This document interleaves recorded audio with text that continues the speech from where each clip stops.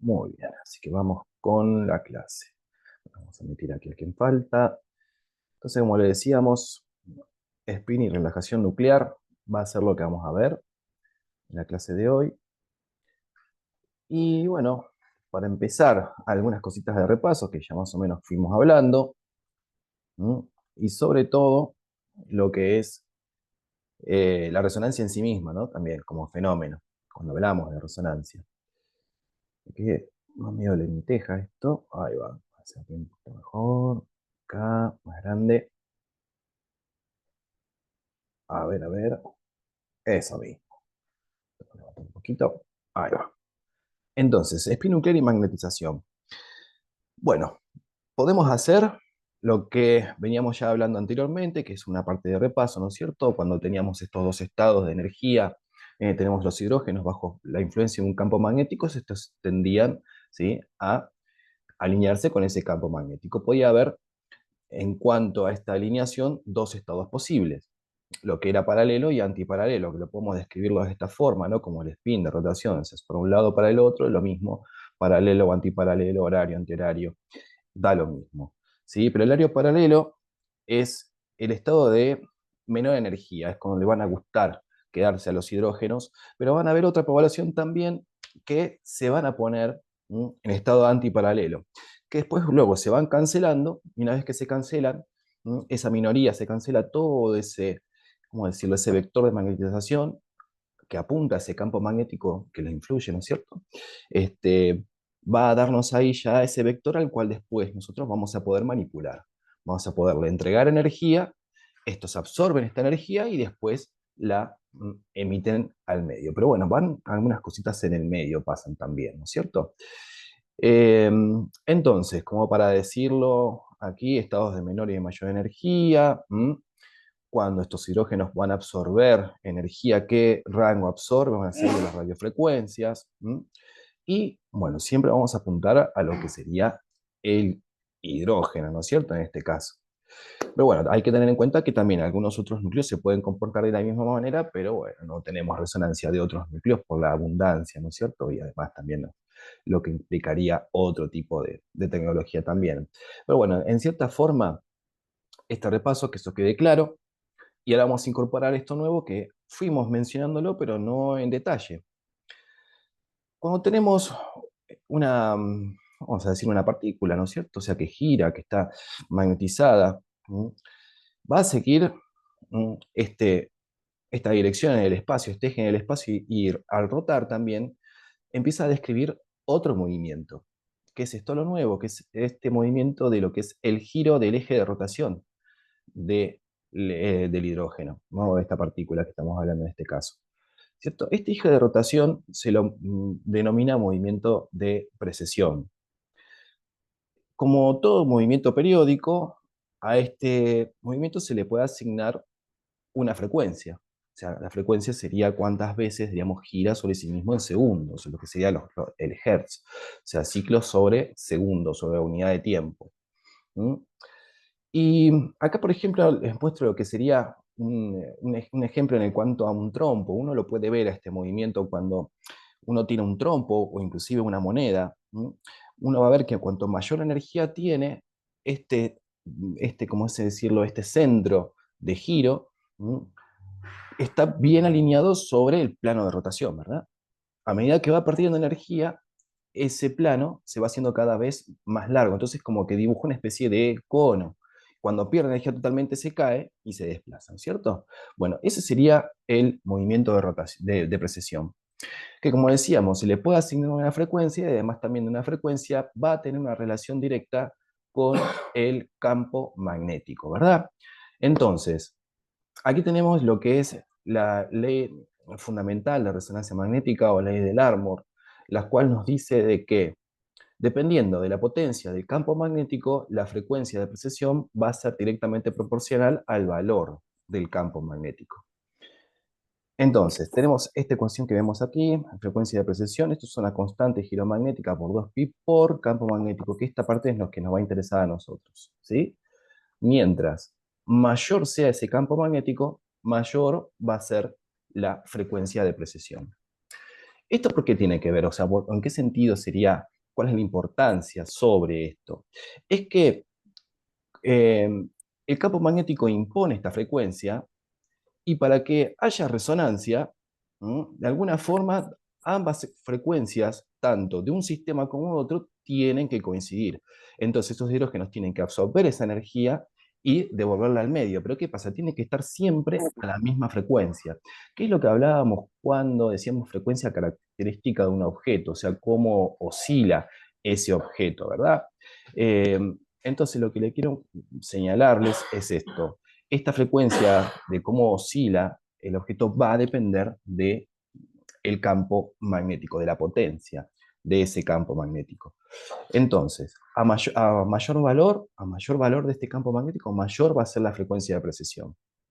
Esto tiene un valor asignado que se puede calcular. A un Tesla para los hidrógenos, la frecuencia de precesión es igual a 42,6 MHz.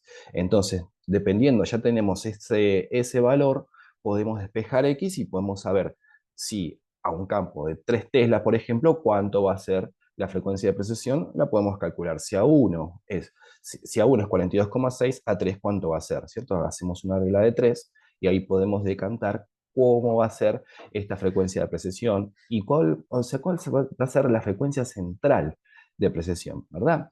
Pero ¿qué pasa? También sabíamos que ese campo magnético, si bien es homogéneo, es estable y tiende a ser perpetuo en el tiempo, va a medida que nos vamos a ir alejando de ese centro en donde está ese campo magnético intenso, este va perdiendo valor. Entonces, ¿qué pasa con eso? Entonces los hidrógenos que están en otro lado sienten otro valor y hay una diferencia en la frecuencia de precesión. Entonces esto lo podemos hablarlo también como cuando tenemos estructuras, por ejemplo, tenemos compuestos biológicos que contengan hierro, como vimos en algunos casos, este campo magnético químico que le hablamos, que distorsiona las líneas de campo magnético, la fuerza de ese campo magnético, hace de que los hidrógenos sientan otra frecuencia. Entonces, está bien que entendamos estas partes. ¿Cuántos campos magnéticos interfieren en resonancia magnética? Tres, decimos, ¿cierto? El principal, el campo magnético de gradiente, que esto es otro de los campos que ya sabíamos que lo que hacía, ¿sí? Desestabilizaba el campo magnético principal en una forma ordenada. Sabemos cómo lo va a desestabilizar. Y a su vez también lo que pasa a nivel químico, de cómo estos hidrógenos sienten el campo magnético químico ahí a lo chiquito, cuando hay, por ejemplo, subproductos como el hierro o como el gadolínio inclusive inyectado en el cuerpo, ¿verdad? O sea, un metal que hace que ese campo magnético varíe, por lo tanto varía la frecuencia de precesión, haciendo que los hidrógenos se comporten de una manera o de otra. Entonces, campos magnéticos imponen la frecuencia de precesión. Para que se impongan las frecuencias de precesión, tenemos que también entender, ¿sí?, de que hay perturbaciones magnéticas, hay perturbaciones también de los campos de gradiente, que esto lo que hacía era poder cuantificar, poder decir, bueno, de toda esa muestra, yo quiero este pedacito. Entonces los gradientes magnéticos se activan para sacar este pedacito solamente para cambiarles esa frecuencia y poder discriminarlos del resto. Entonces, podemos hablar de que hay una frecuencia central de resonancia, o sea, que impone ese campo magnético, ¿verdad? Y después también pequeñas variaciones desde esa centralidad. Entonces, en resonancia no se trabaja con una sola frecuencia. A eso quiero ir. No se trabaja con una sola frecuencia en cuanto a lo que es la emisión de energía. Se trabajan con un ancho de banda que va a ocupar siempre la frecuencia central, por un lado y después para el otro. ¿Para qué es lo que va a pasar ahí? Entonces vas a ver algunos hidrógenos que tienen, por ejemplo, cuando hablábamos de los campos químicos o inclusive moléculas que componen todo y se forman estos hidrógenos, estos tienden a liberar energía en forma diferente, no lo hacen todos iguales. O sea, no tenemos una muestra homogénea de todos hidrógenos metidos dentro donde no haya ningún tipo de perturbación de nada. Entonces los hidrógenos estos largan toda esa energía al mismo tiempo. En cambio, en el cuerpo esto no pasa. Dependiendo de cómo está formada la molécula, dependiendo también de las inhomogeneidades propias, hacen de que se estudien los picos. Y ahí cuando hablábamos también de lo que era la espectroscopía por resonancia magnética, desde un rango, podemos establecer un rango, estas variaciones. ¿sí? Y que se expresan como picos de señal o de resonancia cuando estos nos devuelven la energía, cuando estas moléculas devuelven esa energía, ¿verdad? Entonces ahí se hace también lo que vendría a ser el espectro. ¿Cuál es el orden de los espectros? O sea, es más o menos a 1 millón, o sea, se mide en ppm, partes por millón, o sea, muy, muy chiquititas son esas diferencias, sutiles, pero que se pueden medir también, ¿m? Producto de que estas moléculas, estos hidrógenos, no se comportan todos iguales. Dependiendo qué compuestos se están formando, estos van a liberar energía de una manera diferente. Entonces, a ver, que se encuentran entonces orientados, ¿eh? Van a tener este movimiento de precesión, y ya sabíamos que lo que era entonces la magnetización longitudinal, todo ese vector puesto ¿eh? Ahí apuntando ese campo magnético, y a su vez también estos hidrógenos procesando al mismo tiempo que esta frecuencia le impone el campo magnético. Esto ya más o menos también lo tenemos, y ahí tenemos lo que era la relación. Para que haya resonancia como efecto físico, siempre tiene que coincidir ambas frecuencias características, ¿verdad? Lo que es la frecuencia de precesión y la frecuencia de los pulsos de radiofrecuencia. En este caso es 42,6, como decíamos, que es a 1 Tesla. Ya con ese dato ustedes pueden saber, por ejemplo, un 0,35, ¿cuál va a ser la frecuencia de precesión? Un calculito, tac, y lo sacan.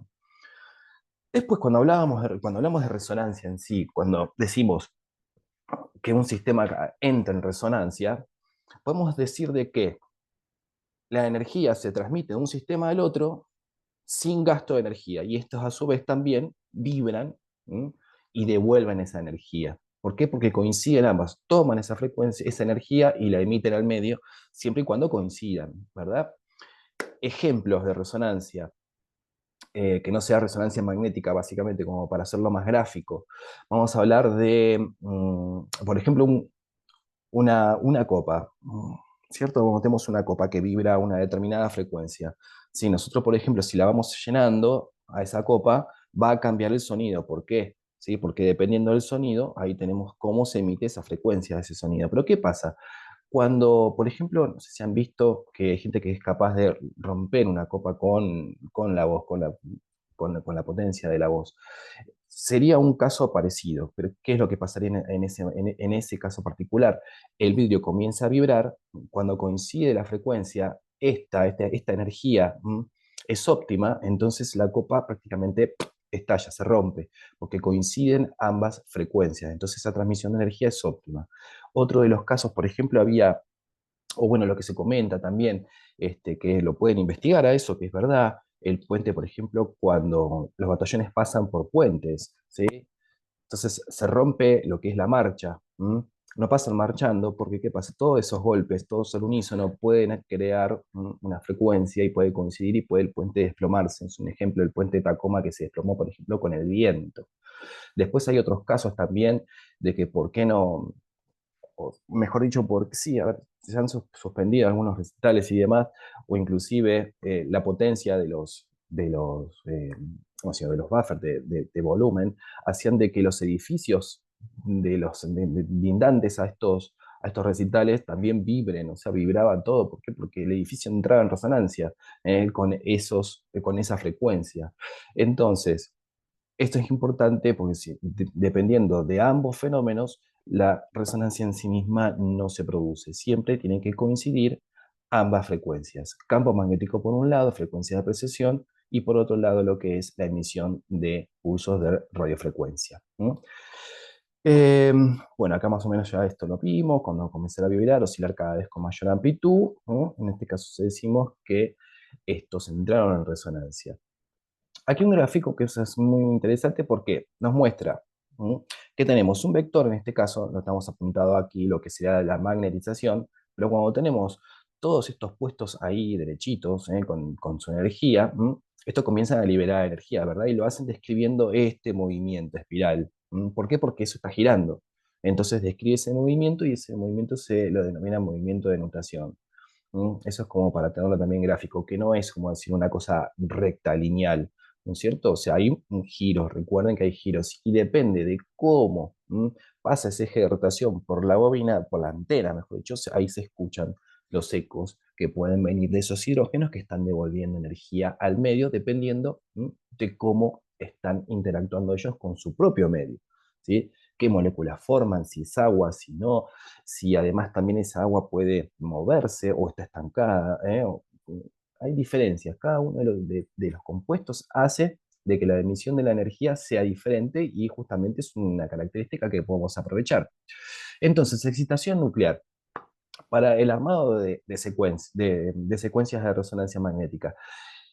En general, como para tenerlo ahora, esta visión, digamos, de lo que son los pulsos excitadores, o sea, cómo enviamos estos pulsos para que estos hidrógenos tomen energía y cambien su valor. ¿Por qué? Porque tienen un exceso de energía, entonces, por lo tanto, si estaban apuntando hacia un lado ese vector, al tener más energía, va a cambiar su estado de mayor energía. Entonces, ¿qué hablábamos? Paralelo, antiparalelo, ¿verdad? El antiparalelo que tenía mayor energía. En este caso lo vamos a hacer en forma de entregar energía. Entonces, estos hidrógenos, al absorber un pulso de 90 grados, en este caso, como vemos aquí, cambia ese plano de rotación. ¿A dónde va? A 90. Esa magnetización que estaba orientada en un plano cambia, pasa a otro, 90 grados. También existen otros pulsos que son directamente de inversión, que se invierte la magnetización. Pulsos de 180. ¿Mm? Esto es para lo que son las secuencias spin-eco. Después hay secuencias eco de gradiente que funcionan parecido, ¿no? Pero no de la misma manera, con ángulos de excitación bastante más chicos. Al ser ángulos de excitación más chicos, ahí tenemos que la relajación dura menos cantidad de tiempo, porque vamos a pensarlo de esta manera. Si nosotros si ponemos un plano en transversal a todos esos hidrógenos, lleva una cantidad de tiempo determinada para que todos estos recuperen su valor inicial, ¿cierto? Tomen energía, cambian su estado, pasan a 90, se apaga ese pulso de radiofrecuencia y estos comienzan a devolver energía al medio, ¿verdad? Lo hacen un tiempo. ¿Sí? Ese tiempo va a depender de cómo es el pulso. Si es 180 grados, va a tardar aún más tiempo en recuperarse. ¿Mm? Y si es 5, por ejemplo, va a tardar mucho menos tiempo en recuperarse. Entonces, de ahí viene lo que son las velocidades de las secuencias en sí misma. Cuánta cantidad de información o de señal yo puedo recoger de este paciente en una menor cantidad de tiempo. Entonces, las secuencias que tienen pulsos excitadores más pequeños, ángulos más pequeños, suelen ser más rápidas. Podemos obtener imágenes en volúmenes de imágenes. Pero bueno, cambian algunas cosas que ya vamos a verlos cuando veamos bien diagrama de secuencia. Pero para ese paso, primero este. Entonces, la absorción de energía se la denomina excitación nuclear. Estos toman energía. Vemos dos casos, 90 y 180. Transversal pasa de longitudinal a transverso y de transverso pasa directamente a inverso, 180.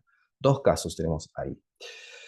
Esto es más o menos lo que veníamos diciendo. Estos toman energía, esta energía va a van a liberarse al medio, esta energía, van a cambiar los tiempos, los hidrógenos no van a hacer lo mismo, como si componen una molécula grande, por ejemplo, donde estos hidrógenos están puestos solos, por ejemplo, cuando pensemos en grasa, por ejemplo, o en hidrocarburo, no sé, carbono, ¿sí? Hidrógeno, hidrógeno e hidrógeno, son hidrógenos sueltos, ¿sí? Estos sueltos, porque depende del medio en donde está, tienden a liberar energía mucho más rápido que otros. Pensemos en el agua, en esta molécula que tiene estos dos hidrógenos y el oxígeno que forma este ángulo, una molécula angular que es muy, muy polar, tiende también a guardar esa energía y a su vez también todo ese medio alrededor donde se forman esos puentes de hidrógeno, donde las moléculas fluyen entre mismas, se mueven en sí mismas, hace de que la liberación de energía sea mucho más lenta, ¿sí? Que, por ejemplo, los átomos de hidrógeno que están componiendo grasas. Entonces tenemos, por ejemplo, ya ahí tiempos, diferencias en los tiempos de relajación dependiendo de qué estructura están formando esos hidrógenos. Ahí ya también podemos ver o podemos empezar a entender cómo podemos decir, bueno, a ver, desde una determinada cantidad de tiempo, vamos a ponerle, no sé, vamos a poner un X, no le pongamos un valor. ¿Sí? Pero vamos a decir, en una determinada cantidad de tiempo, yo puedo obtener señales de una parte de estos hidrógenos que componen un tipo de moléculas diferente o unos tipos de moléculas diferentes, que son parecidas, moléculas grandes, por ejemplo. Y a su vez también debemos decir que si lleva más tiempo esa relajación, podemos decirle de que, bueno, a ver, le decimos al resonador, bueno, tráeme imágenes de acá, cuando estos hidrógenos ya tienen todo, tenemos toda esa población de estos rápidos que van rápido liberando su energía al medio, tráeme solamente estos, pero estos otros no, no los quiero ver. Entonces ahí empezamos a entender por qué en T1 no observamos el agua, ¿no? Pero sí observamos la grasa. A medida que pasa un poquito más de tiempo, ¿no? Podemos decir que ya ahí tendríamos señales que empiezan a venir de hidrógenos que conforman tejidos, como decirlo, tejidos o que contienen moléculas de hidratación de agua. Hablábamos de la densidad protónica que contenía líquido en la imagen, ¿cierto? Veíamos grasa y veíamos líquido por un lado. Y a su vez, cuando pasaba más tiempo todavía en T2, ya teníamos imágenes de los líquidos, pero a su vez la grasa perdía señal. Teníamos una hipointensidad de la señal bastante pronunciada. Y a medida que pasa más tiempo todavía, solamente dejamos aquellos hidrógenos que van muy lento, como justamente los del agua. Recuerden, para hacer el puente que hacíamos siempre, así de, como decirlo, bueno, a ver, podemos revisar otra cosa, cuando vimos columna y hacíamos todo lo que era lo que serían los tractos de salida, ¿sí?, de los nervios. Estas secuencias que eran muy, muy pesadas, que solamente nos mostraba el líquido del canal ¿eh? eh, medular, y veíamos solamente la emergencia de los nervios. ¿Sí? Esta es una secuencia que justamente hace, deja pasar mucha cantidad de tiempo y me muestra solamente esta información que viene del agua, nada más. El resto ya se fue, ya no tengo señal de ahí. Entonces, en ese intervalo de tiempo, ajustando ese intervalo de tiempo, podemos obtener información de diferentes cosas o lo mismo también en una densidad protónica. Toda esa mayor cantidad de densidad de protones puestas en una imagen. Entonces, como decíamos, depende del medio histoquímico. Esta relajación va a tener un tiempo, entonces no se van a comportar iguales estos hidrógenos. Y acá vamos a lo que son ya los, ¿cómo decirlo? Los tiempos de relajación. Tenemos, por ejemplo, T1 en un caso, T2 por el otro y T2 con una estrellita ahí en el medio, T2 estrella. Sí, ahora vamos a entender un poquito mejor cuál va a ser la diferencia entre este y este, ya que tenemos lo que es un pulso de 180 grados. Pero también despacito, vamos a ir llegando a lo que es diagrama de secuencias como para entenderlo aún mejor todavía. Entonces, ¿qué se obtendrá estudiando la relajación nuclear sobre el eje longitudinal y el plano transversal? Entonces ya tenemos ahí dos tipos de, ¿cómo decirlo?, de vertientes de estudio. Vamos a mirar aquellos que van rápido hacia el longitudinal, una vez que ya tienen energía, cambian su estado y devuelven energía muy rápido, y después vamos a mirar otra variable, que es lo que están en plano transversal y comienzan a devolvernos energía, ¿verdad? Entonces ya sabemos que unos van rápidos, pero otros van a ir más lento, empieza a haber un asincronismo en esa relajación. Entonces, uno estudia una cosa, T1 es una variable que estudia una cosa, T2 es una variable que estudia otra cosa, que es el plano transversal, y después T2 estrella como una información que se tiene cuando no hay pulsos que corrigen perturbaciones propias del campo magnético. A ver, como por ejemplo, para también dar lo mismo, puente anterior, cuando veíamos un T2 y veíamos un T2 estrella con una imagen, un producto de un ACV crónico que veíamos que en el T2 estrella, lo veíamos muy negro, con unas muy pintitas negras por todos lados, vacíos de señal, no teníamos señal, pero en T2 no se veía tanto esa perturbación. ¿Mm? Entonces, ¿qué pasa? Justamente el T2 estrella lo que va a traer es toda esa información de inhomogeneidades propias que va a haber dentro de las estructuras que no van a ser corregidas con un pulso de 180 grados que va a invertir la magnetización y demás. Pero bueno, de a poquito, el T2 estrella entonces nos recolecta toda esa información sin corregirla. El T2 propiamente dicho nos va a traer toda esa información de los planos transversales y el asincronismo propio de la relajación de los hidrógenos. Eh, bueno, para nombrar lo que era la Feed Induction Decay, cuando teníamos un espectro de luz, esto es mejor un espectro de onda, esta onda comienza a ser mayor y va de mayor a menor, ¿verdad? Decae esa señal. Esto es lo que es la feed, es lo mismo, tenemos mucha cantidad y después comienza a decaer en el tiempo. Y esto es un ejemplo de que damos acá, por ejemplo, de un pulso de 90 grados de amplitud, la phi es proporcional a la densidad de los núcleos, ¿verdad? Esta secuencia, con pulsos separados de 90 grados, podemos decir que su TR es de 2500 milisegundos. Entonces, ¿qué sería eso ya? Dentro de una secuencia, aquellos que ya escucharon una vez un resonador, ¿no? O que saben que es una máquina que hace ruido, que escuchan tan, tan, tan, tan, tan, tan, escuchan todo ese ruido. Ese ruido es producto, primero, bueno, de la interacción de los campos magnéticos por un lado, de lo que es la bobina de gradiente, pero a su vez también es la separación que hay entre pulso y pulso. O sea, son 90 grados, de 90 a 90 pulsos excitadores. Esto se denomina TR, tiempo de repetición. ¿Cuántas veces le vas a mandar energía a esos hidrógenos? Que también viene de la mano con lo que es la matriz de adquisición. Para una línea necesitamos tanta cantidad de TR, para la siguiente tanta cantidad de TR. Y así es como se arman estas diagramas de secuencia o secuencias en sí mismas para poder llenar información de cada uno. Pero bueno, TR entonces, pulso de 90 hacia el siguiente pulso de 90, eso vamos para tenerlo ahora. Y la separación, por ejemplo, podemos decir que va a durar 2500 milisegundos. En estos 2500 milisegundos pueden pasar un montón de cosas. Ya sabemos que están los rápidos, ¿verdad? Estos rápidos van a durar mucho menos que 2500 milisegundos. Entonces vamos a tener una información que por un lado se nos va a perder, pero a su vez también vamos a ganar otra que sí la vamos a poder observar. Entonces ahí tenemos las diferencias. Cuando vemos un T1, cuando vemos un T2, cuando vemos una densidad y demás, ¿verdad? A ver, vamos al T1 propiamente dicho entonces. ¿Qué es T1? Podemos decirnos, vamos a hacer esa pregunta, o cómo podemos entenderlo a este T1.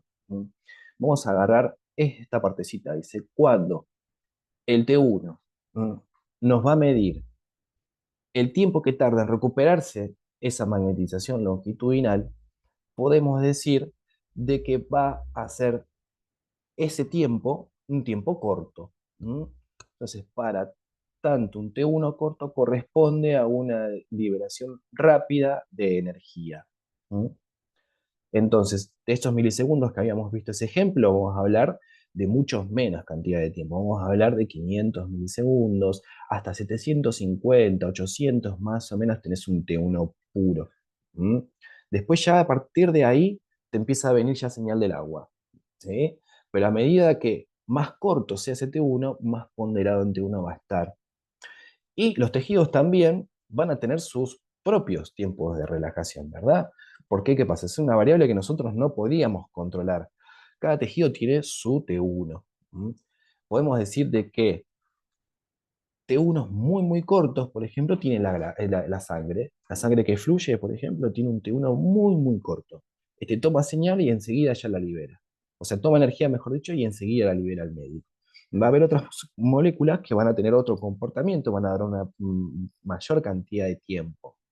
Entonces, la relajación longitudinal tiene esa forma exponencial, ¿cierto? Vamos a empezar a mirar todos estos hidrógenos que vamos a tener, mejor dicho, no vamos a tener hidrógenos en el primer intervalo y después vamos a empezar a tenerlos. Entonces vamos a mirar cómo de 90 van hacia arriba, se relajan, liberan energía rápido. Eso sería un T1 y aquí lo podemos ver en el cuadro. Inicialmente no tenemos ninguno, ¿cierto? Pero ¿qué pasa? A medida que pasa el tiempo, ¡flup! Ahí tenemos ya esa medición. Entonces, se recibe, o podemos denominar T1, es el cuánto tiempo tarda en recuperarse la magnetización longitudinal a un 63% de su valor. Eso sería lo que es prácticamente de lo que es una variable de relajación, entendido como T1, es esta la definición. Pero tenemos que pensar siempre que T1 lo que va a medir es cuán rápido los hidrógenos van hacia arriba, liberan su energía.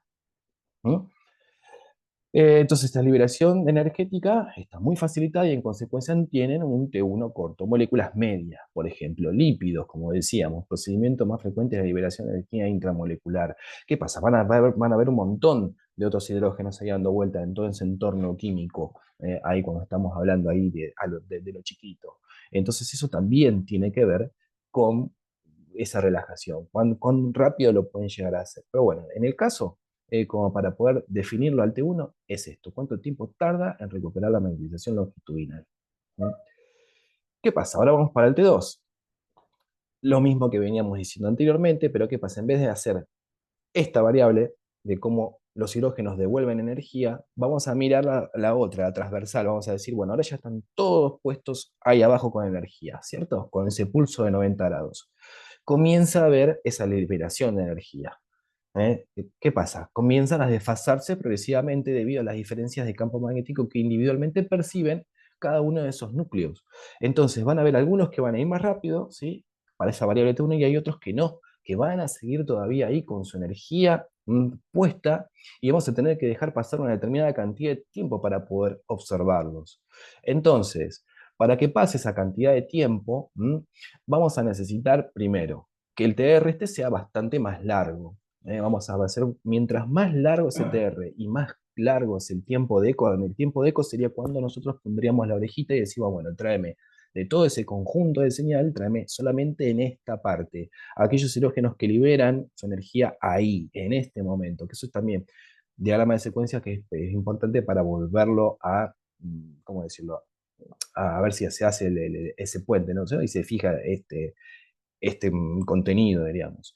¿Por qué? Porque suele confundirse a veces lo que es, uno lo piensa muy, muy linealmente. Uno dice, bueno, si los tenemos todos ya rápido, plum, van todos de energía, y la realidad es que no. A medida que va pasando el tiempo, todo ese sincronismo comienza a ser diferente. Entonces, lo que podemos ver en tiempo real nosotros es un cambio en las señales de los tejidos. Primero pasa un cambio, después se apagan, después viene otra señal. ¿Sí? Eso es muy interesante para verlo cuando se tiene que observar algún tejido que ya directamente pierde su energía. Eso lo vamos a ver en cardio.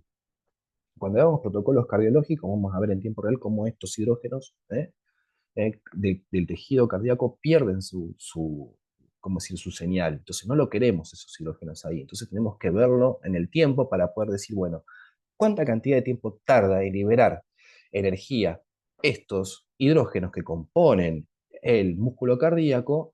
Va a durar más o menos, si lo digo ya, 263 milisegundos aproximadamente es lo que tarda en liberar ya la señal. Uno ya lo tiene ahí el músculo cardíaco totalmente sin señal. ¿Por qué? Vamos a verlo después. Entonces, volvemos a T2. Entonces, sí decíamos, toda esa variable que tenemos, esos hidrógenos ahí al fondo, esta forma en que empiezan a desfasarse, ¿sí? Y ahora vamos a empezar lo siguiente.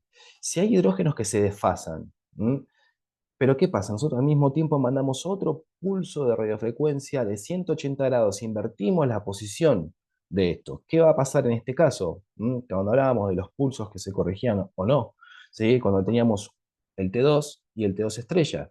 Entonces, de ese sincronismo, si invertimos la posición, o sea, mandamos más energía para que estos cambien la posición, aquellos que iban más rápido van a pasar a estar retrasados con respecto a los que iban más lento, ¿cierto? Pero ¿qué pasa? En misma cantidad de tiempo, va a producirse una puesta en fase. Van a volver a pasar, van a volver a tener señal todos al mismo tiempo. ¿Por qué? Porque va a ser igual, las velocidades no van a cambiar. Aquellos que los teníamos más adelantados eran porque iban más lento, y lo que iba más atrás ahora es porque iban más rápido. Entonces lo mismo va a pasar en un momento, tac, se ponen en fase, y ahí se obtiene la señal. Entonces cuando hablábamos de estos pulsos de 180 sirven para estas cosas, para ponerlos en fase, para poder eliminar cualquier interferencia que haya, digamos, en cuanto a lo químico ahí, y a su vez también para poder decantar información sobre otra, decir, bueno, durante esta cantidad de tiempo yo voy a decir al equipo que no me traiga señal de tal o cual cosa. Si yo sé que son rápidos, voy a usar un tiempo de inversión, por ejemplo, corto. Si yo sé que son largos, a usar un tiempo de inversión más largo para poder, ¿cómo decirlo?, discriminar una población de la otra.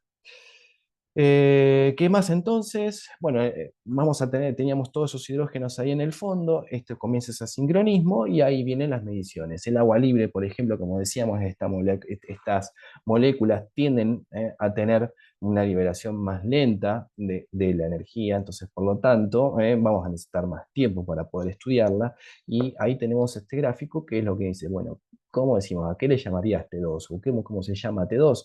Entonces vamos a decir que es esta constante de relajación que va a medir la relajación transversal en el primer instante que tenemos la totalidad de la magnetización. ¿Qué pasa? Al principio lo tenemos a todos estos hidrógenos en transversal. Pero ¿qué pasa? Empiezan a desfasarse, ¿verdad? Y ese desfase es lo que sería T2. Entonces, ¿cuánto tiempo tarda en desaparecer la magnetización transversal? Esta es otra de las formas también de poder decirle a la constante de relajación T2, ¿sí? ¿Cuánto tiempo desaparece ese componente transversal? Eh, entonces, bueno, aquí tenemos el T2, nos indica el asincronismo, que esto que hablábamos, cómo cambian los tiempos de relajación dependiendo de qué estructura o qué molécula estamos estudiando. Pero bueno, creo que ya que terminó, sí. Más o menos se entendió entonces esto. Si tienen alguna pregunta, por favor, díganme. ¿Mm? Por un lado T1, ¿no? Liberación rápida de energía. ¿Dónde vamos a poner el ojo? Va a ser en los hidrógenos que van rápido, aquellos que van rápido a su posición original, con este campo magnético ya no tienen energía. Entonces vamos a trabajar sobre el componente longitudinal. La longitudinal pasa transverso y después va a recuperar longitudinal. Entonces T1 es el tiempo, cuánto tiempo tarda en recuperar la magnetización longitudinal. Y T2, esa otra variable que está abajo, ¿no es cierto? Ya con energía, cuánto tiempo tarda en desaparecer este componente transversal. Eso por un lado, de a poquito con lo que es secuencia, ahí tiene un ejemplo más o menos lo que era poder releerlo, de lo que es una secuencia, digamos, básica de resonancia, pulsos de 90, seguido un intervalo de tiempo para otro pulso de 90, TR por un lado, ¿sí? Esta repetición hace de que se pueda obtener una señal de algo. ¿eh? O bueno, si hay alguna pregunta, algo por el estilo, por favor díganme, porque a veces es un tema por ahí confuso. Pero bueno, nada. Bueno, veo que no hay mucho. A ver, un poquito de agua al juguito. Mm, Bueno, no hay mucho más que decir entonces. Así que bien, bueno, vamos a lo mismo entonces. Hacemos este intervalo, 5 o 10 minutos, y seguimos. Vamos a hacer ahora imágenes, para hacer protocolos de neuro. Así que va a estar ahí entretenida la clase. Bueno, desconecto por aquí y seguimos en un rato.